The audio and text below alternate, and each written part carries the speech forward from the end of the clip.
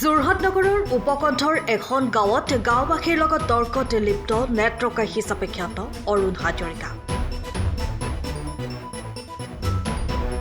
নিজ কন্যা সন্তানৰ বাবে লিপ্ত হ'ল তৰ্কযুদ্ধত নেত্ৰকাই। যোৰহাটৰ উপকণ্ঠৰ এখন গাঁও কাছকৰা। হঠাৎ এই গাঁৱত উপস্থিত হৈ নেত্ৰকাই হিচাপে খ্যাত বিশিষ্ট অভিনেতা অৰুণ হাজৰিকা লিপ্ত হ'ল তৰ্কযুদ্ধত সেই গাঁৱৰে এজন স্বনামধন্য ব্যক্তিৰ লগত।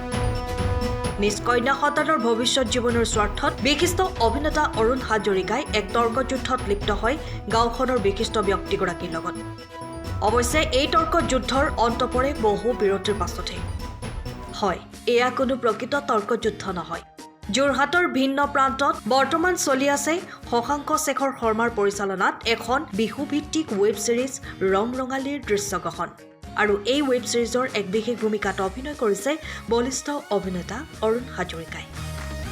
এই ৱেব ছিৰিজখনৰ চিত্ৰনাট্য, কাহিনী, সংলাপ শশাংক শেখৰ শৰ্মাৰ দৃশ্যগ্ৰহণ কৰিছে জিৎ বৰবৰা।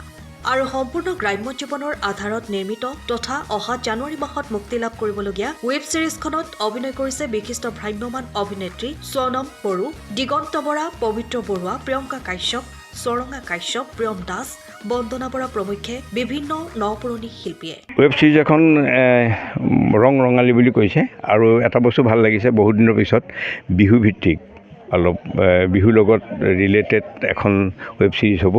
আৰু শশাংকহঁতে গোটেই আয়োজনটো কৰিছে। আৰু যোৰহাটৰে হওক নালাগে, আৰু অসমৰ বিভিন্ন জেগাৰ শিল্পীসকলো আহিছে আৰু নতুন প্ৰতিভাও ইয়াত দেখা পাব। আৰু ময়ো এটা মুখ্য চৰিত্ৰতে অভিনয় কৰিছোঁ, ছোৱালীজনীৰ বাপেক।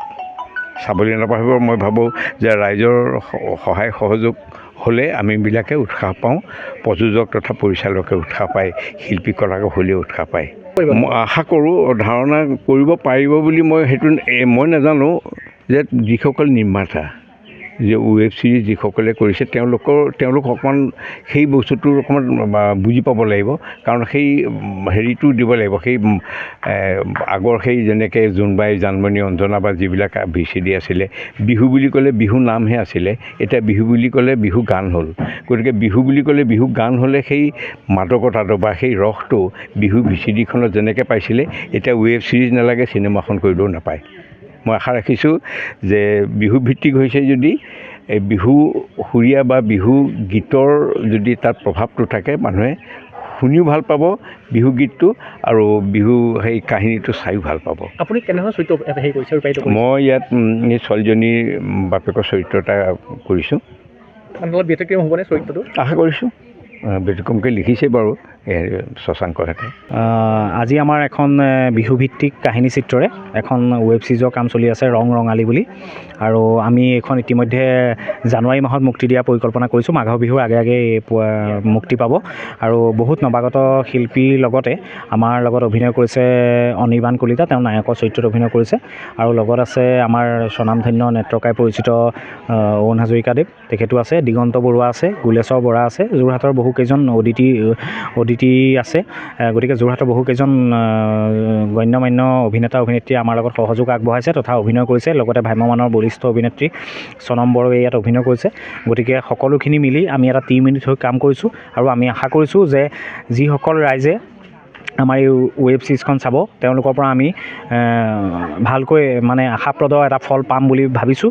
আৰু সেয়েহে আমি সকলোকে অনুৰোধ কৰিছোঁ যে আমাৰ যিখন ৱেব ছিৰিজ আমি কৰি আছোঁ, আপোনালোকে নিশ্চয় চাব। কাৰণ বিহুভিত্তিক কাহিনী চিত্ৰ খুব কম ওলায় এতিয়া বৰ্তমান সমাজত। গতিকে আমি বিহুৰ ওপৰত নিৰ্মিত সম্পূৰ্ণ পুৰণি টাইপৰ এখন কাহিনীৰে নিৰ্মিত কৰিছোঁ। গতিকে আশা কৰিছোঁ ৰাইজে ভাল পাব। তুমি নাটকৰ জড়িত আছিলা? নাটকৰ লগত এই ধৰণে কেনেকৈ আহিলে? এখন ৱেব ছিৰিজ আহিলোঁ কেনেকৈ আহিলে? আচলতে কি হয়, সদায় ষ্টেজত আছিলোঁ, থিয়েটাৰতো আছিলোঁ, তেনেকৈ কিবাকিবি কাম কৰিছিলোঁ। তাৰপাছত ভাবিলোঁ যে মই এনেকৈ বিহুভিত্তিক এখন কিবা যদি বনাওঁ, যদি অসমৰ ৰাইজে বিচাৰে গাঁৱৰ ওপৰত নিৰ্মিত, একেবাৰে পিয়'ৰ গাঁও, গতিকে গাঁৱৰ ওপৰত আমাৰ যিখিনি হয় সেই বস্তুখিনি লৈ পেলাই আমি আগবাঢ়িছোঁ। গতিকে আশা কৰিছোঁ এটা নতুন কিবা এটা দিবলৈ চেষ্টা কৰিছোঁ। গতিকে আশা কৰিছোঁ ৰাইজে ভাল পাব। মঞ্চ জগত এৰা নাই, মঞ্চ জগত আছে, মঞ্চই মাতিয়ে থাকে, কিন্তু সময়ৰ অভাৱৰ কাৰণে মঞ্চলৈ যাব পৰা নাই। কিন্তু যাম, আকৌ অহা বছৰ যাম বুলি তেনেকৈ পৰিকল্পনা এটা কৰা হৈছে। আৰু নৱাগতা প্ৰায় 10জনমান অভিনেতা অভিনেত্ৰী আছে। আৰু যিসকলে মোৰ লগত কৰি আছে কাম, তেওঁলোকে গম পাব মই একেবাৰে নতুন অভিনেতা অভিনেত্ৰীক মানে কেমেৰাৰ সন্মুখত অভিনয় কৰাইছোঁ। গতিকে তেওঁলোকৰ অভিজ্ঞতা আপোনালোকে গম পালে নিশ্চয় গম পাব। আৰু অভিজ্ঞতা বহুত ভাল লাগিছে, কাৰণ আজিকালি মানে বিহু যিবিলাক গানো হওক হেৰি হওক মানে আগৰ এই বস্তুটো নাই সেইটো কাৰণে মানে আমি চেষ্টা কৰিছোঁ সকলোৱে মিলি পেলাই তেনেকৈ আগৰ VCD-সমূহ যেনেকৈ আগতে বিহু বুলি ক'লেই আমাৰ গানটো শুনিলেই মানে হেৰি হৈ উঠে নাচো নাচো লাগে বা সেই বস্তুটো মানে আমি আকৌ জীয়াই তুলিবলৈ কাৰণে চবেই চেষ্টা কৰিছোঁ গোটেই টীমটোৱে আৰু অভিজ্ঞতা খুবেই ভাল চেষ্টা কৰিছোঁ ইমান জ্যেষ্ঠ কেইজনৰ লগত কৰিবলৈ পাইছোঁ ইমান এটা ডাঙৰ সুযোগ আমাৰ চবৰ কাৰণে আশা কৰিছোঁ সকলোৱে ভাল পাব আঁকোৱালি ল'ব মই এটি গীত কৰিছোঁ আৰু এখন চুটি ছবি কৰিছোঁ মানে এইখনত তুমি কি চৰিত্ৰত অভিনয় কৰিছা মই অৰুণ বৰ্তাৰ সৰু ছোৱালী ভাল লাগিছে বহুত ভাল অনুভৱ কৰিছোঁ আজি শশাংকৰ লগত আগতে আছিলোঁ থিয়েটাৰত সি আছিলে আমাৰ লগতে আৰু আজি সি মানে বা বোলে ওচৰতে নটসূৰ্যত থিয়েটাৰ চলি আছে মই বোলে শ্বুটিং এটা কৰোঁ তুমি আহা তো ভাইটি এটা পঠিয়াই দিলে আহিলোঁ ভাল লাগিছে আটাইখিনিকে লগ পাইছোঁ আৰু অৰুণ দাৰ লগত মই আছিলোঁ আগতে থিয়েটাৰত একেলগে তেখেতো আহিব বুলি কৈছে যেতিয়া ভাল লাগিছে আহিলোঁ আৰু ভাল লাগিছে কাম কৰি bureau' report time of Assam সময়ৰ খবৰ সময়ত পাবলৈ ফ'ল' কৰক টাইম অফ আছাম